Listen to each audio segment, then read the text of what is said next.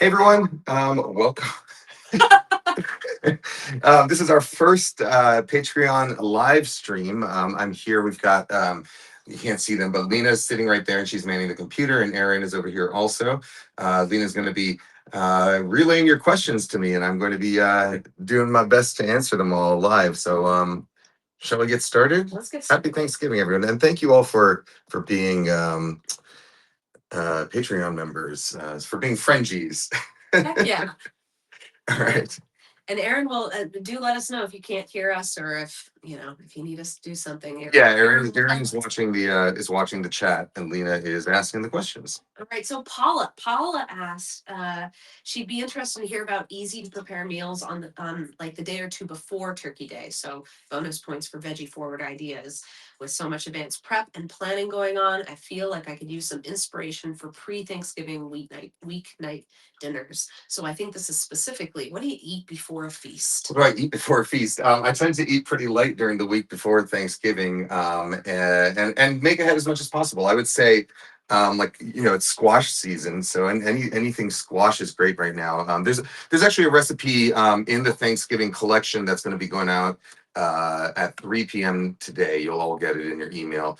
There's a recipe for a make ahead roasted squash and kale salad that I think is great on Thanksgiving, but it's also it's great for the week before because you can make a big batch of it and then eat it for lunch each day. I got two kids, and so for me, the easier it is, the better. So and I know that they're always going to enjoy pasta and noodles, and so we do quite a bit of that. I have a recipe for a sort of stir fried butternut squash and orecchiette pasta that I think is really delicious. You could also make like a big casserole, like some kind of pasta bake thing, which is not obviously not too light, but it is like a real easy thing to make, and they reheat really nicely. So yeah, I would say the week before Thanksgiving, you don't want to think about it too much, and just go with what people in your household are gonna love, and you can never go wrong with a good salad.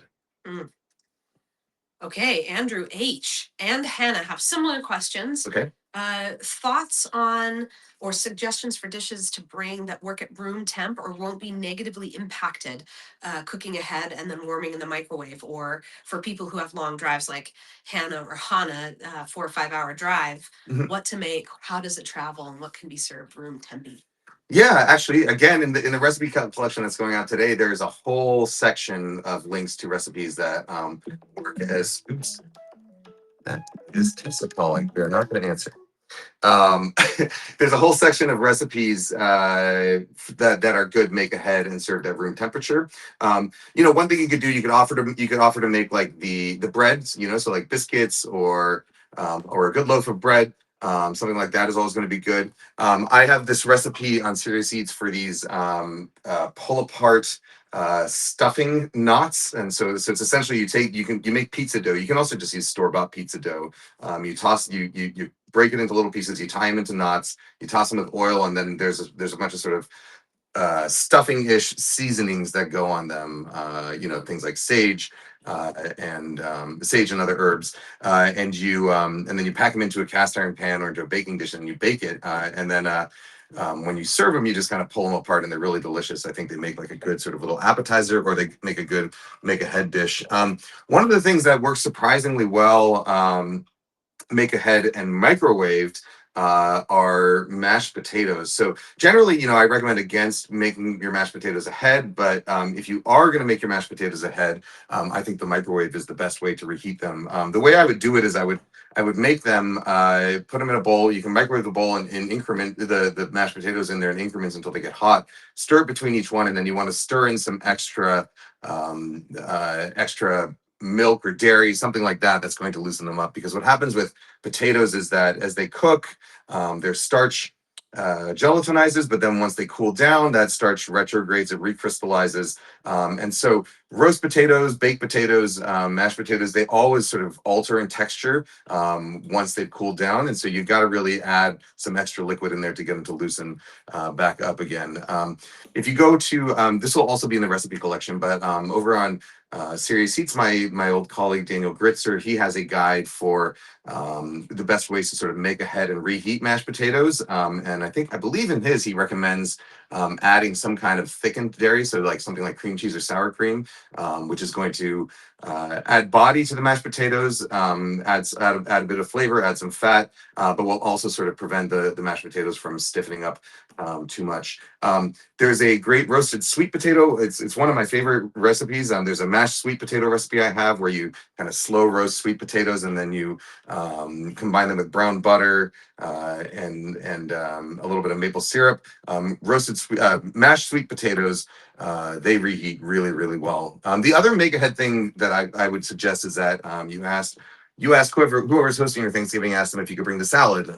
Because a salad you can basically pre-assemble it all, have like a little container of the dressing, and throw it right in there with the salad, wrap it, and go. And then when you get there, just before dinner, all you have to do is shake up the dressing, pour it over, and serve it. The salad that we make in my family every year at my mom's request is this. It's a like a frise and escarole salad with arugula, and it's got pomegranate seeds and walnuts or pecans, and a blue cheese and apples. And I think it's a really great fall salad. It goes nicely. It looks pretty and festive on the table. And everything in that salad, including the apples that you cook in a pan, can be made ahead. And in fact, it's better if you make them ahead because you want the apples to be completely cool before you toss the salad. So yeah, that would be my suggestion. Okay, good suggestion. I got one from Brian C. Okay. He says, any ideas for better, more interesting pre-Thanksgiving dinner snacks and appetizers that can hang out on the counter for a while you're without going bad? So like something that he can make in advance and Yeah. longer, prepare quickly without needing the oven. I mean, I think you can never go wrong with like a good cheese board, a good charcuterie board. Those are generally always my go-to things because you can buy everything in advance. They take very little prep to put out, and everybody loves a good cheese board. The thing with a successful cheese board, I think, is that you want to get a variety of cheeses. So think about getting like a variety of textures. So like a really soft like a double cream brie or camembert, something like that. A really soft cheese. You want something harder, so like maybe a pecorino or a tome or like a really nicely aged cheddar, something like that. And then you want something sort of in the middle range. And then I also think about different mammalian species, different ruminants. So you might want to try and get like one sheep's milk cheese, one goat milk cheese, and one cow's milk cheese in there. Or you might also just think about like a sort of fresh cheese, like a chev, an aged but not blue cheese, and then a blue cheese. So you really want to try and get like a good variety of things. And then I think the other part of a good cheese plate is that having sort of nice things to pair with it. And generally I try and keep it easy. So I'll get like a nice fig jam, I'll get some honey, and maybe some other sort of homemade jam, and then some fresh fruit. And generally I try and aim for sort of like crunchy tart fruits, so things like apples or quince or pears, things like that. I generally avoid doing like berries with a cheese plate, especially because berries aren't in season in the winter. But I don't know. Every time I've seen a cheese plate, pictures of someone's like charcuterie board online, and it's got like fresh raspberries on it, I find that never really goes well with cheese. I want something sort of sharp. I think on Serious Eats, I've got a recipe for a red onion jam that goes really great with cheese, and as well as a recipe for these candied prunes that you make like a brandy simple syrup. So equal parts brandy and sugar, and you cook it until the alcohol mostly burns off, and then you can add like dried prunes or dried figs in there. They store forever in the fridge, and they come out in this sort of like delicious syrup that has a little bit of a brandy flavor to it. And I think that goes really great with cheese. So yeah, my advice would be a good solid cheese board. I want to add to that like, and this crowd probably knows it, don't be afraid of letting your cheese sit out and get soft and goopy and warm. Not even don't be afraid, but definitely do that. Yeah. Cheese is best served room temperature. So if you've got to travel to get to Thanksgiving, don't refrigerate the cheese when you're don't put an ice pack in there. And if you're at home, then take the cheese out a good hour or so before people are going to eat it. You can put it right on the board. You can loosely cover it if you want to put some overturned bowls over it. If you have like a cockroach infestation in your home, Dog. or a very tall dog. But yeah, do let your cheese get to room temperature before you serve it. Okay, we got a question from the chat. All right. Which makes me feel just like super cool. Michelle wants to know if Kenji's stuffing recipe can be frozen and baked from frozen, pre-made, baked from frozen. Honestly, I've never frozen it. It can definitely be sort of pre-made and packed into the casserole dish the day before, or even a couple days before, and covered. I can't imagine why you would not. I'm trying to think if there's any ingredients there that would suffer from being frozen. I don't think so. Yeah, you should be able to. Having not done it, but giving you my relatively well educated guess. I would say yes. You can assemble it all, put it all together, put it in the casserole dish, cover it, and freeze it. I would suggest thawing it probably before baking it.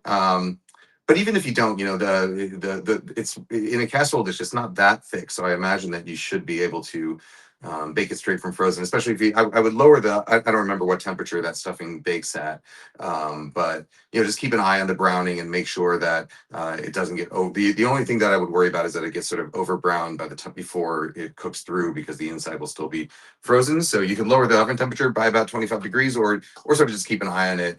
And if it looks like it's starting to brown too quickly before it's cooked through, just shield it with some foil. But I can't imagine why you wouldn't be able to freeze stuffing. Everything in there freezes just fine. Right on. Okay, Rachel N. She's having Thanksgiving with 3 people, but wants all the sides. I like your style, Rachel. Don't compromise. So, what's some advice for efficiency in cooking for like nice portions for smaller groups of people? Have leftovers. No, use small. I mean, honestly, just use smaller. You can most sides scale fine. So instead of making 5 pounds of mashed potatoes for 3 people, just make 2.5 pounds. Yeah, all of your sides can scale, and if you have a collection of sort of oven safe cookware, whether it's sort of smaller casserole dishes, smaller stoneware, or something like a cast iron pan, or even a stainless steel pan, as long as it's oven safe, you can, most of your sort of casserole sides you can bake in those things, and bake and serve straight out of like a really nice out of a nice pan. With any sort of Thanksgiving or big meal cooking, what I do is I try and think about how, and this kind of goes back to my days working in restaurants and sort of designing menus and kitchens in restaurants, where you really want to think about how the various sort of heat sources and stations that you have for cooking with, and how to sort of organize a menu so that not everything is coming from one place. So when you're thinking about what you want to serve on Thanksgiving, I try and think about, okay, in my kitchen I've got a stove top, I've got an oven, I've got a toaster oven, I've got a microwave, and so I want to figure out what I can do with those things, as opposed to just doing like a whole bunch of, I don't want everything coming out of the oven, because then the oven gets overloaded and I'm sort of wasting other heat sources. So when you're thinking about your menu, look over your recipes and sort of see what categories of things you want, and then try and spread those out across different pieces of equipment, so that you can get them all sort of hot and ready and on the table without having to sort of wait for them to take their turn, and also doing a lot of make ahead stuff also. But yeah, for smaller Thanksgiving, I would recommend either picking just the turkey breast, or just the turkey legs. There's in the recipe collection we're sending out today, there is a recipe for a turkey breast that's roasted on a bed of stuffing that comes out, I think, really delicious. There's also a recipe for red wine braised turkey legs, and so you don't have to do a whole bird if you're only doing it for 3 people. But that said, if you do want to do a whole bird, we have next week, every single day there will be a different and brand new recipe for leftover turkey coming out, because I've roasted 6 birds now this year, and we have a lot of turkey. We've been going through a lot of turkey at home. My kids are in your fridge right now. There is turkey in my fridge right now. There's a bag of shanks, and there's more turkey in Tessa's fridge right now also. we've been going through a lot of turkey, so I have a lot of turkey leftover recipes coming at you. And if your kids are like mine, they will start saying, "Papa, no more turkey, please!" Like after the first week. There's sleepy children all week. Okay, let's do a turkey round. Okay. And in no particular order. Jim G wants to know if you recommend a cleaver for breaking down the turkey frame, which ditto. I'd like to try Yeah. the spatchcock Like, turkey. would I recommend using a cleaver? Yes. Is there a specific cleaver I recommend? Probably. Also, yes. I would recommend this one. It is a Chinese style cleaver. The company is called Shibazi. You can get this online, from the Evil store that delivers to your door for like, I can't remember, like 40 or $50. I use this particular cleaver a lot. It's kind of it stays sharp. It's pretty hard metal, and it's nice and heavy. You can get through a turkey carcass or a finger pretty easily. So yes, the Shibazi Chinese cleaver. I think this is the 9. They come in an 8 and a 9-inch size. I think this is the 9-inch one. Does that look like a 9-inch? It seems like a 9-inch. I think so.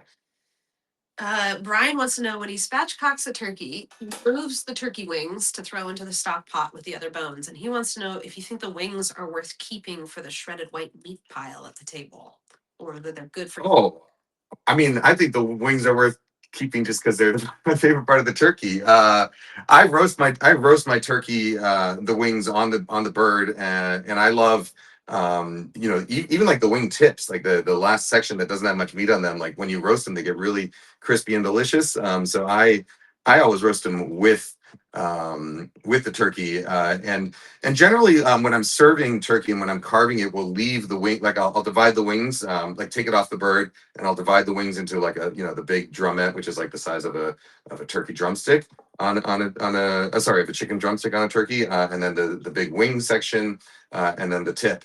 And I'll leave those whole. I won't shred them or put them into the pile of white meat, and we'll just say like who wants the wing, and people will ask for the wing because because turkey wings I think are delicious. And you can also if you really feel like it, put a little side of buffalo sauce there for buffalo sauce and blue cheese for dipping. There's a wing place in Seattle called Vindictive Wings, and on the menu it says for your sauces you have some options, but it says specifically no ranch, grow up. I say if you want to ranch your turkeys, your chicken wings, you can. I'm a blue cheese dressing guy, but for chicken wings, but yeah, go ahead. I'm not going to judge you if you want to dip your chicken in ranch. In your uncanny. Yeah, I might judge you if you dip your pizza in ranch, but what? That's a thing. Yeah. Oh, big thing. Oh, you okay? I love it. Yeah. Okay, we just learned. Right, no judgment. Impasse. All right, so Stephen or maybe Stefan from the chat is curious if the pizza steel idea would help. Or Stefan, let us know if the pizza steel idea would help if using a regular roasting pan rather than the sheet tray. I think this is in reference to this method. Yeah. So yeah, I just published an updated version of this recipe that I developed years ago. But the idea is that you can go back and find it. I'm sure most of you have seen it. But the idea is that you preheat a stone or a steel in your oven before placing the turkey on it, and what that does is that it helps the underside of the turkey, the legs that generally take longer to cook than the breast. It helps them, gives them like a little boost so that they cook faster, and you're able to get fully cooked leg meat without overcooked breast meat. Yes, it does. Whether you use a roasting pan or a sheet tray, that technique is going to help. It works much better on a sheet tray than in a roasting pan, though, specifically because a roasting pan really sort of blocks heat blocks convection from getting under the turkey, and so you end up with kind of pale skin under there. So the baking steel will help whatever method you use, whether you use a sheet tray or a roasting pan, but I would strongly suggest using a sheet tray to roast your turkey. Thank you, Stephen. Confirmed in the chat. Thank you, Stephen. Andrew wants to know if there's a kitchen shear recommendation for spatchcocking, and Jeff in the chat says the shears that you want to ruin are the best ones. The shears that I use for spatchcocking Where are they? They're the OXO. They're the OXO shears. But that said, like a big, especially a bigger turkey. I don't know. Oh, here we go. Especially a bigger turkey. Are these OXO? Yeah, OXO shears. A bigger turkey is going to be difficult to spatchcock because a chicken's very easy because the bones are relatively thin and easy to get through. Turkeys tend to have like one big bone right where the wings kind of meet the backbone, and that can be difficult to get through. And so what you can do is use a pair of heavy duty shears like these to get as through as far as you can on each side from the top and the bottom. And then if you meet any areas where there's like a bone or something that feels too difficult to get through the kitchen shears, you can use a cleaver. You can kind of pick up the turkey by the backbone like this and just kind of get your way through the whatever's giving you resistance. I would suggest doing that, or you just ask your butcher to do it, but don't tell them I sent you. We got a question from Scott about spatchcocking, which is he wants to try it for the first time and wants to know how long to rest. But I think I don't understand the question. So How long to rest after rest spatchcocking? after spatchcocking? How long? You mean like how long to let the turkey rest after roasting and spatchcocking? Ooh, there it is. Yes, there it is. Got it. Yeah. So if you spatchcock your turkey, when you there's instructions that will also come in that the email that's coming to you later today. When you spatchcock a turkey, you generally roast it really hot, so like 450, 475, and it cooks. Like a 12 to 15 pound turkey takes about 90 minutes to maybe 2 hours to roast. So roast really hot, and generally with meat or with anything, the higher the ambient temperature, the bigger the sort of built-in gradient and temperature differential inside is going to be, and the more sort of carryover cooking there's going to be. And so when you roast really hot, you do want to let things rest a little bit because, well, first of all, trying to carve a piping hot, like a really hot turkey coming out of the oven is difficult to do. I like to let it rest just so that the temperature drops a little bit, and you're not kind of trying to get in there and get meat out that's going to burn your fingertips past the surface at least. So yeah, I would let a spatchcock turkey rest at least 15 to 20 minutes. You can let it rest even longer, and what you can do is use the technique that I mentioned in this year's whole turkey recipe, which is that you can let it rest anywhere, say between 15 to 20 minutes up to even a couple hours if you want a time to sort of get all your sides and everything cooked and ready. And then just before serving it, set your oven up really hot as hot as it goes, 500, 550 degrees. If you've got convection, turn it on, and then throw the turkey back in there just for 10, 15 minutes or so, just to get the outside really crispy again. It won't really affect what's going on inside in that short period of time. So you don't really have to worry about the turkey overcooking, but it will sort of give you a nice piping hot surface while sort of still maintaining that nicely rested meat on the inside. So you'll get sort of crispy skin and meat that is sort of carvable and rested on the inside. Nice. Amber C dropped this question in the chat on Patreon and wanted to know if the most recent turkey roasting method video that you released would be suitable for stuffing the turkey. That is her mom's preference, and wants to know if that would be suitable. Yeah. So the difficulty with stuffing a turkey is that the stuffing that goes inside the turkey, it also needs to come up to food safe temperatures. And so, it needs to spend a certain amount of time above, essentially like above 140 degrees or so is where you start actively destroying bacteria.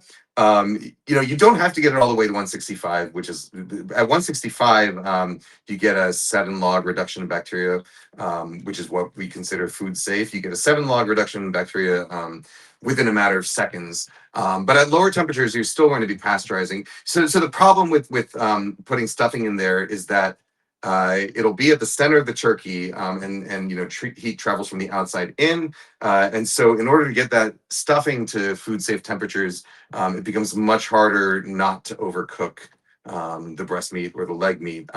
If you have someone who really wants to have the stuffing inside the turkey, you can use that method, but I would suggest preheating the oven at 500 as suggested, with the baking steel in there, and then lowering the temperature even lower than the 375 I suggested in there, because you essentially you want the heat to travel in slowly, so that you don't end up with this massive temperature differential where the outside of the turkey is really overcooked before the stuffing is done. So I would lower the temperature down to maybe 300, 325, and then put your thermometer through the turkey into where the stuffing is going to be, and that will ensure that it's safe. I would also say that you're likely going to get slightly overcooked breast meat, when you try and stuff your turkey that way. But that's everything's a sacrifice. There's trade-offs no matter what you do. Okay, let's talk about the thing where there's no trade-off. There's only one right answer, which is, what are your go-to tips for the best turkey dripping gravy?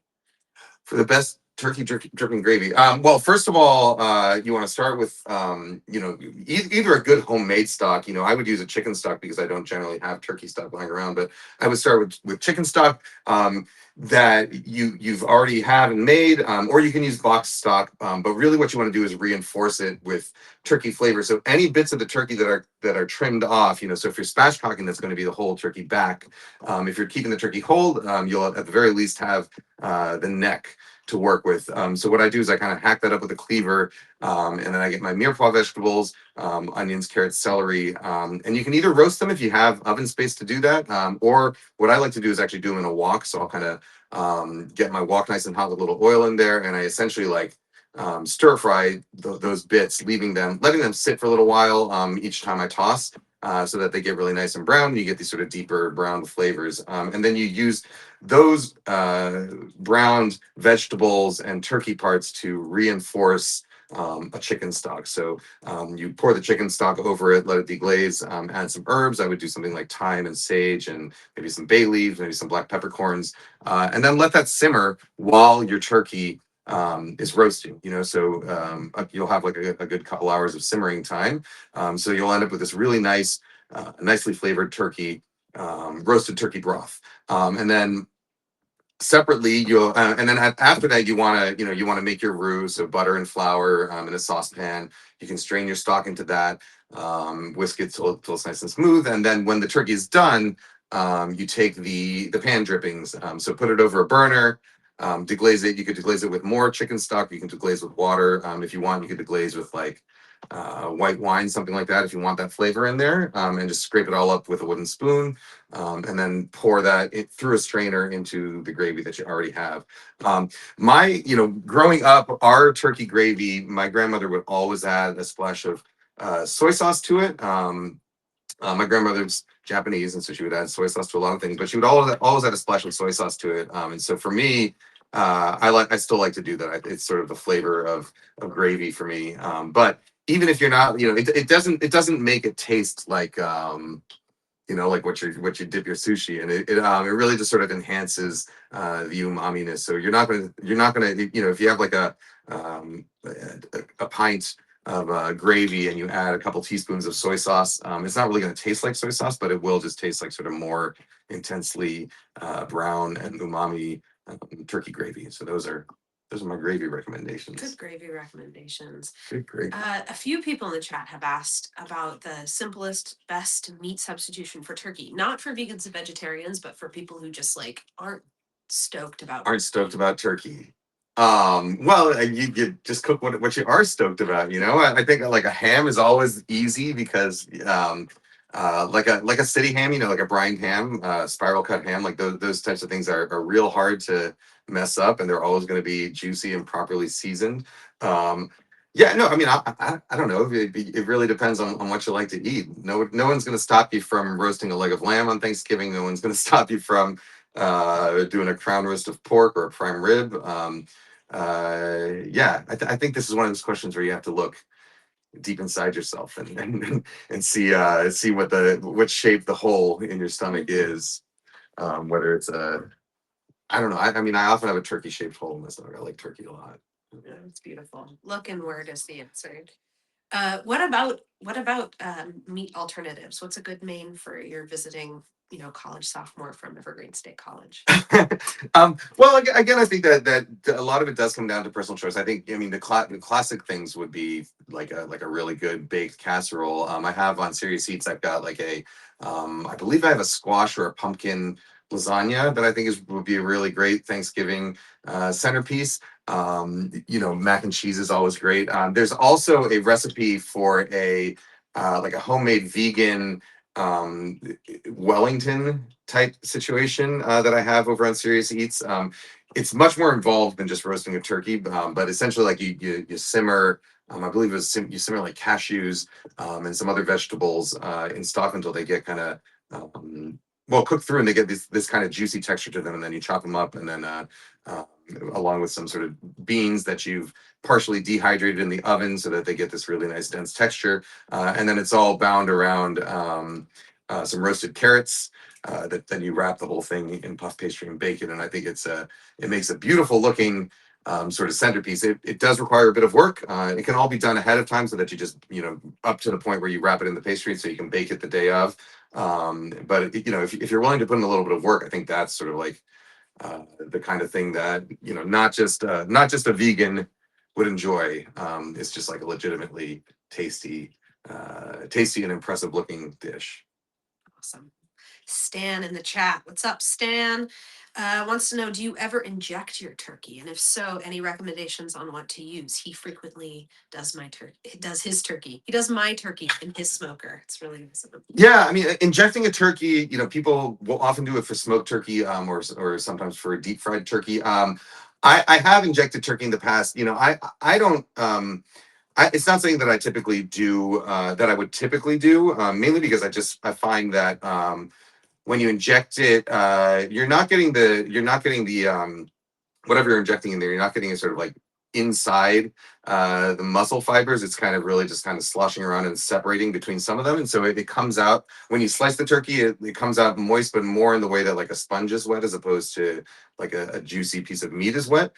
So I don't typically inject turkey, but I have enjoyed turkeys that were injected with a well-seasoned turkey stock. I would say actually that's one reason to inject a turkey is that if you use like a well-seasoned stock, something with salt in it, essentially you're getting the brine inside the turkey, so it will brine from the inside as well as from the outside, and that will actually help it physically retain more moisture when you cook it and when you slice it. So like a well-seasoned turkey stock. I've done injections with a mixture of turkey stock and brown butter. I think that can be delicious as well.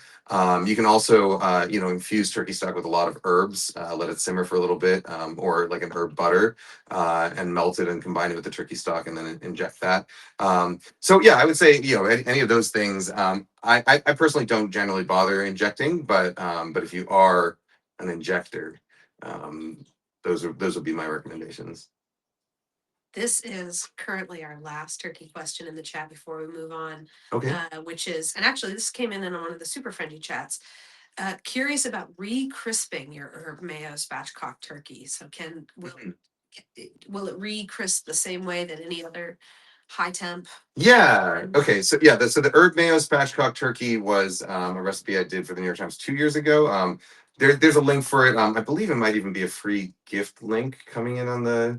Maybe not. It might be paywalled, but essentially, it's I have a recipe that's free on Patreon for an herb spatchcock herb butter herb mayo rubbed chicken, and it's essentially the same technique. You just roast it a little bit longer.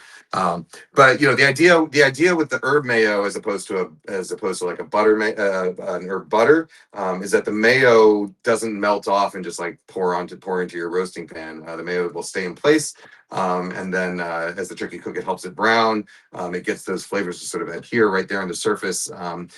So yeah, an herb mayo I think is like one of the best ways to add flavorings to your turkey or chicken, or in fact most meats that you're going to be roasting or grilling. It does, anything where you're adding herbs, anything where you're adding, green things or say garlic or things that have sugars in them, are going to burn more readily than the turkey skin itself. So it will recrisp. It will recrisp, but you do have to sort of keep an eye on it and make sure that you're not that your herbs are not burning.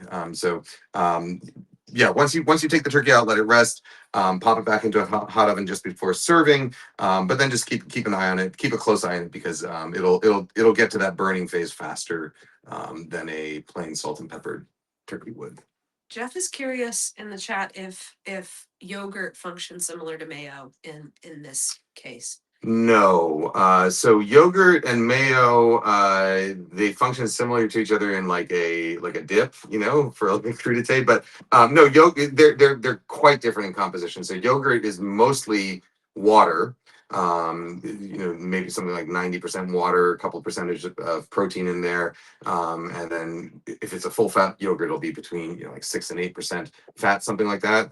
Some of them are maybe 5% fat, whereas mayo is the opposite. Mayo is like 90% fat, oil with just a little bit of water in there. And so a yogurt marinade or a buttermilk brine, those can be good, but they'll give you a pretty significantly different effect than using the mayo. The mayo is going to carry the flavors of the aromatics better because most flavor compounds are fat soluble. So the mayo will keep the flavor of the fat compounds better. It will promote browning, more even browning. Whereas something like yogurt, it could add some sort of tenderness. When you especially if you sort of leave it overnight and you sort of marinate a turkey or any meat in yogurt, it can get a little more tender. It can also sort of get like a slightly chalky texture to it. But that's something that some people don't mind it. But you're not going to get the same sort of browning, even browning that mayo is going to provide. And you're also not going to get the same sort of flavor. It's not going to carry flavor the same way that a fat-based substance like mayo would. Nice. Okay, cool. Jeff said he's sold, so All right. Right on. Folks in the chat, this is super cool. Thank you for being here. You should flood Kenji's face with one of those emojis on the bottom. Yeah, there you go. There you go. Hi, everyone. Nice. Okay, so this is a cool question from Sean in the chat, which is Thanksgiving recipes to make in a pizza oven to take advantage of that extra oven capacity. Thing that translates? Yeah, brassicas. So broccoli, cauliflower, Brussels sprouts, any of those things come out really great in a pizza oven. So yeah, get some broccoli, cut it into florets, toss it with some olive oil, some salt and pepper, and then throw it in a hot pizza oven. And you get broccoli that stays nice and bright green, but gets like really nice sort of crispy charred edges. And again, you can do those kinds of things in advance if you want them, and then turn that broccoli into a salad, or you can serve it as a hot side. But really all it would need after that is like a little squeeze of lemon, and I think you're good. If you want to get a little fancier, you can make like make like some kind of like a little breadcrumb gremolata situation. So some chopped garlic, some minced anchovies, maybe some chopped parsley, and combine that with breadcrumbs that you've toasted ahead of time, like panko that you can toast in a skillet with some olive oil. Combine that all together and just kind of sprinkle it over the broccoli, and I think that comes out really nice. Broccoli. For me, like broccoli and anchovies just go really well together. So even just like getting a can of anchovies, chopping them up into bits, roasting your broccoli in there, and then just like kind of sprinkling them with that anchovy, a little squeeze of lemon, a little olive oil. That's great. But yeah, for the pizza oven, I would say put your brassicas in there because they're gonna be the things that I think benefit the most from getting that really nice charring that sweetens them up and gives them some nuttiness. Nice. Okay, rolls. Do you bother making them from scratch, or do you just buy crescent rolls in the can, for example? It was mentioned as a good make ahead thing. So we're not really a roll family. We're more of a bread or biscuit family. So I wouldn't. But okay. Well, first of all, I happen to love canned rolls, like canned crescent rolls. I eat them and I'm like, this is disgusting, but so good. And I love popping open a poppin' fresh can for some reason. It's fun. But when I was a kid, like my mom would get poppin' fresh the twisty breadsticks or the crescent rolls. And when we had those, those were like my favorite moments in dinner, some of my favorite moments in dinner. So it really, again, I think depends on who you are and what your family is and how judgy people are about canned goods in your home. But I don't think there's anything wrong with outsourcing one part of your Thanksgiving meal to the Pillsbury Doughboy. That said, I also really love freshly baked good bread. Stella Parks, my former colleague over at Serious Eats, she has a great recipe for Parker House rolls, which I think are always like a really nice thing to do at Thanksgiving because they're relatively easy to make. They're buttery, they absorb gravy nicely. They're easy to bake because you bake them just in a casserole dish the same way you bake most things for Thanksgiving. So you don't have to worry about like sort of space on a sheet pan or getting that in the oven. They'll just bake kind of clumped together, touching each other.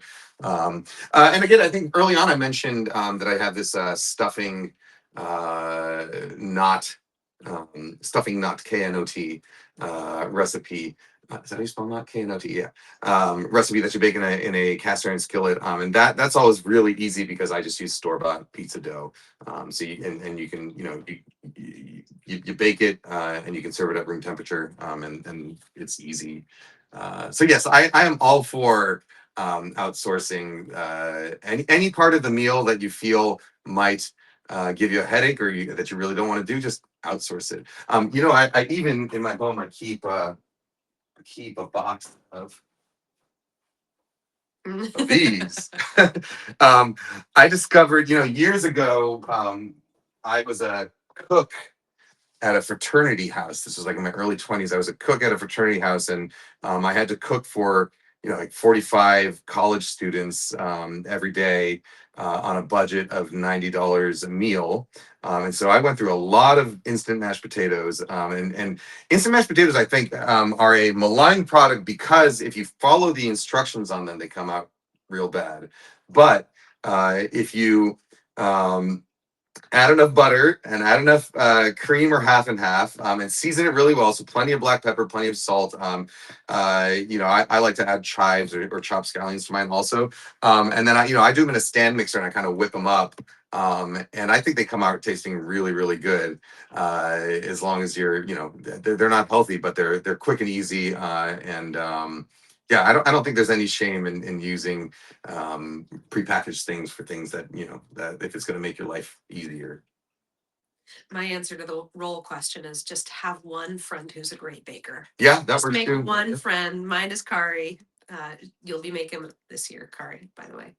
We got a question from Chris, who wants to know how you would modify recipes that call for wine or booze for those of us who don't want to have any alcohol in the house.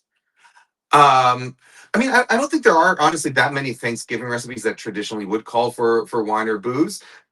One product I've found is so you can buy dehydrated red wine and white wine. I can't remember what the brand is called, but there are a few sort of dehydrated red and white wine products on there. They come as a powder, and those I find actually do much better than the sort of non-alcoholic wines that are available these days, which tend to be sort of a little bit too sweet. But a dried wine product. You could also you can always substitute something depending on what it is. If it's like a white wine, you can substitute like a little bit of vinegar. Or maybe a little bit of lemon juice. Because generally what wine is bringing to a dish is some amount of acidity, sometimes a little bit of sugar, but generally you're going to be cooking with a dry wine, so not really much sugar, and then like a little note of fruitiness.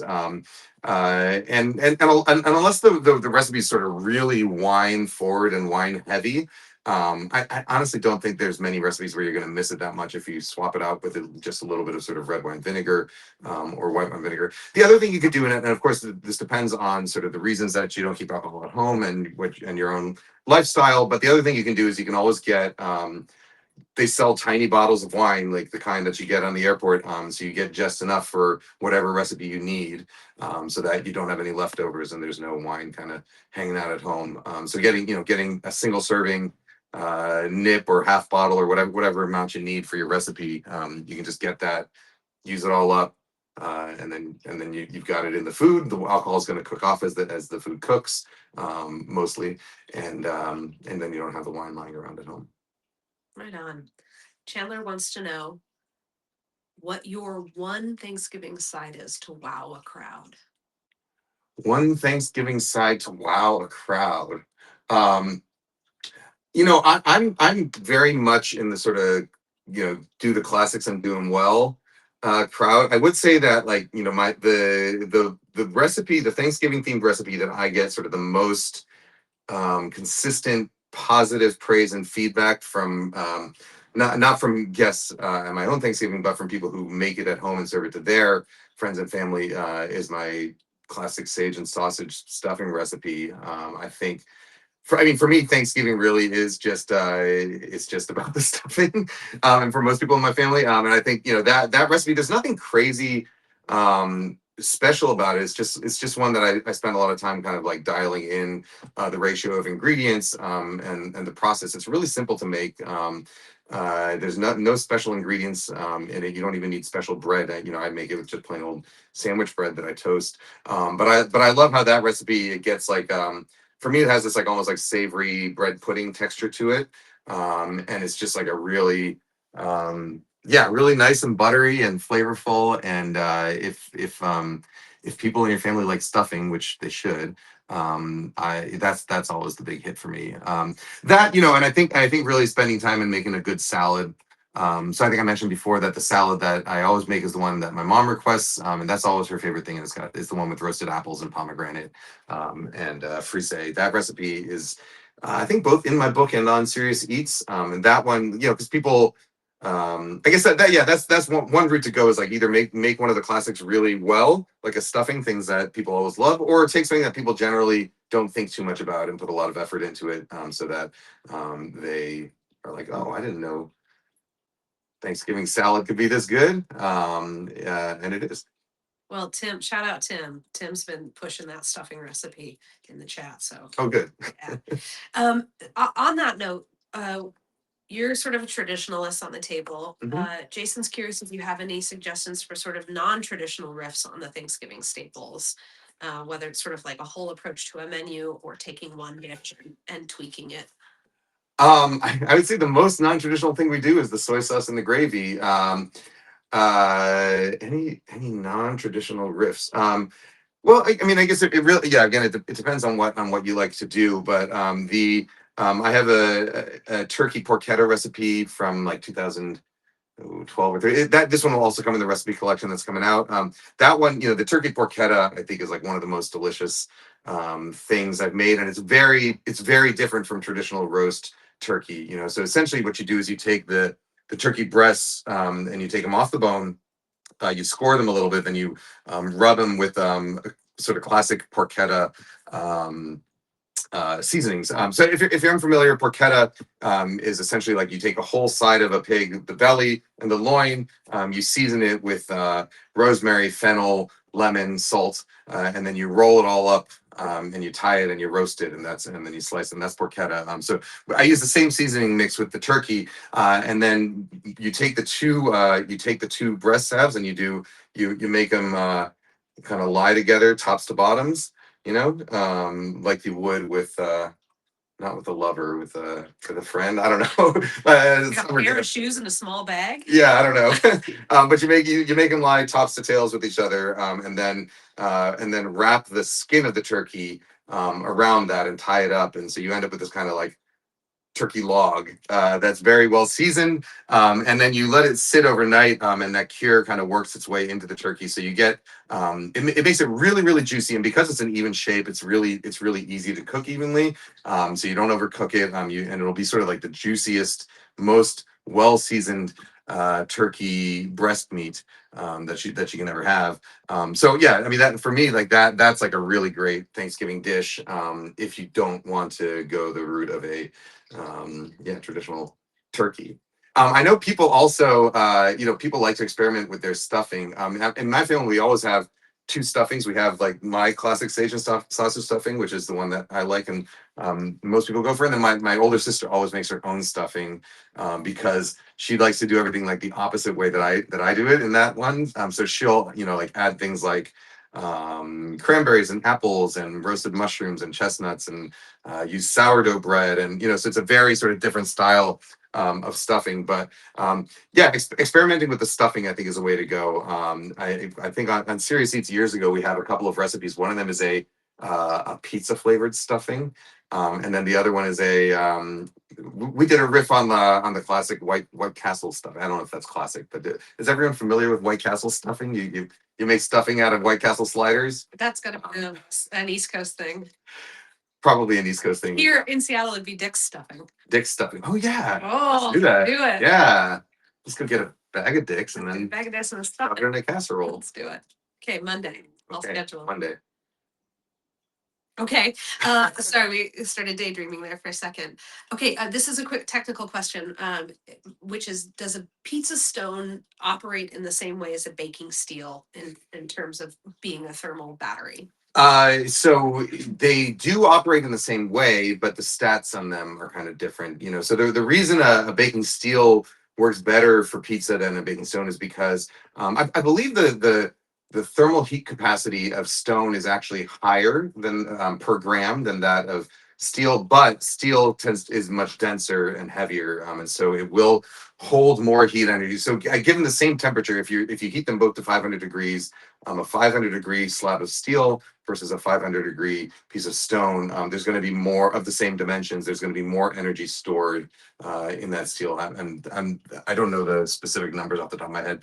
The other important thing, though, is that steel is more conductive than stone is, which is why when you're baking a pizza, it's going to cook even at the same temperature. You preheat a stone at 500 degrees, you preheat a steel at 500 degrees, and you put a raw pizza on both of those. The one on the steel, it's going to cook a lot faster than the one on the stone, and that's just because the stone both holds more energy and can also conduct that energy more efficiently. That's it for a turkey. Either one of those, whichever one you have, is the one you should use. I keep a steel at home because I find over the years, especially before pizza steels existed, I went through a lot of pizza stones because they tend to crack through sort of repeated heating and cooling. So a steel doesn't, and a steel will work better and will last forever in your oven. But whichever one you have will work better than using neither. If you have both, I would recommend using the steel over the stone. Nice. Okay, this hour is cruising by. Where are we at? We are at 2:52. So wow. Okay. Technically speaking, we've got 8 minutes left. So fire around. Our friend Barney from Con Kitchen is in the chat and wants to know if you have any favorite Thanksgiving Day traditions. His family eats pie for breakfast, which is these are Barney's knives, the knives that he and I collaborated on, by the way, which you all have access to if you want to pick one up for yourself. Anyway, Thanksgiving Day traditions. No, I mean, when we were younger, and my grandparents were still alive, I grew up in New York and we lived in an apartment building. We lived in 10J and my grandparents lived in 9J. And so it just became a family day. My grandparents would come upstairs. And then back when I used to drink, it was also like we would make martinis and people in my family like cocktails. And so it was sort of a cocktail day. When I was a teenager, it was probably I would probably spend at least an hour in the morning watching American Gladiators on TV on Thanksgiving Day. But no, we don't have any real traditions like that. Our Thanksgiving traditions generally came after the meal. So my grandfather, who was a organic chemist, but he was also a very avid amateur magician. So our Thanksgiving tradition was that after Thanksgiving dinner, my grandfather would put on a little magic show, and we always loved that. He passed away in 2019, I believe. Yeah, so we haven't had that magic show yet, but he did. He told me he willed me, or he left me all of his books on magic and all of his like old magic tricks and stuff. So I've got like crates and crates of magic kits and tricks that were collected like since the 70s that I have to go through somewhere. And then now I guess now that he's dead, I can finally learn all of the secrets. But yeah, that was our both our Thanksgiving and our Christmas tradition was me and my sisters and my dad would play some music. My grandfather would put on a magic show, we'd get drunk and then sing songs into the night. And my mom would get very mad that we were singing so late. That sounds like a charmed Thanksgiving. And actually, I can attest that you did. I've seen you do some of that grandpa magic, and it's pretty funny. Okay. How about your worst Thanksgiving disaster? Kevin wants to know. Worst Thanksgiving disaster. I, I don't know that we've had many disastrous Thanksgivings, like, I mean, food wise, there was a year I made a turducken when I was like, it must have been like 20 years old or something. It was when I was in college, and it came out not great. It wasn't horrible, but it was not great. And it's a good thing that people had a lot of martinis before the turducken came out. A turducken can be really good, but this one was not. But even then, it's like, for me, Thanksgiving, it's my favorite holiday, partly because of food, but mainly because it's like you get family around that you haven't seen together for a long time, and it's become harder since having kids and sort of me and my sisters are now spread out all across the country. But yeah, Thanksgiving, it's like the point of the food in it is just to get people around a table sharing something, and so as long as you're doing that, I don't think it really matters if the food comes out perfectly or not. It's either going to be type 1 fun where the food is good and you're enjoying the company, or it's going to be type 2 fun where you can laugh about how bad the food was afterwards together as a family. Okay, I want to get to the exploding pie question, and then we have 2 debates for you to settle. So, Okay. exploding pie came from Parisio Moreau and has a unique Thanksgiving challenge, which is that they live at 10,000 feet, and Right. can pie or pecan pie filling explodes in the oven due to the pressure and the lower Yeah. boiling point of water. So, advice on making pies or sauces that you don't want to boil over in an oven. Yeah. So baking at 10,000 feet. I don't know what temperature water boils at 10,000 feet. Probably like 190 degrees Fahrenheit, something like that. Yeah. I mean, so the problem would be that pecan. I don't know how you say it, pecan pie filling is generally a mixture of corn syrup and butter thickened with stabilized with eggs and your pecans. And corn syrup is a real thick liquid. And so if you've ever put like if you think about the way if you have like a thick pasta sauce on the stovetop, when you got a really thick liquid like that, what can happen is that the bubbles in it can get really big because the liquid's so viscous, and it takes a little bit of time for the pressure to build up enough that they kind of pop out the top, and that's so you get sauce splattered over. I've never seen a pecan pie explode per se, but for sure, when you're at a higher elevation, you're going to get liquids evaporating faster and more vigorously. And so that I could see how that could cause maybe pecan pie to start to bubble over and overflow. There's a couple things I would suggest. First is increasing the amount of liquid a little bit to account for the greater amount of evaporation. You might also want to add some kind of like something to make it a little bit more stable. So it could be like an extra egg yolk. Probably want to not put in a whole another egg white, but add like an extra egg yolk to there. And then also lower the oven temperature so that you're giving the pie, letting it come up to temperature a little bit more gently, because eggs set at like around 160, 170 degrees. So you don't really need to get it too much hotter than that for the pie to sort of get to that sort of gooey set phase. And so if you do it at a lower temperature, you can get it there without sort of this risk of like creating these really big bubbles that are going to pop all over the place. But that's sort of general advice when you're baking at altitude anyways, is like using slightly more moisture, a little bit more stabilizers depending on what you're baking, and then using a slightly lower temperature. Yeah, or bake your pie at sea level and bring it back up. Like a bag of potato chips, do you think it'll just like, when you take chips up into an airplane? Oh yeah. Okay, 2 debates. Mark V wants to settle a raging Friendsgiving debate. Mashed potatoes or rice as the king of Thanksgiving carbs?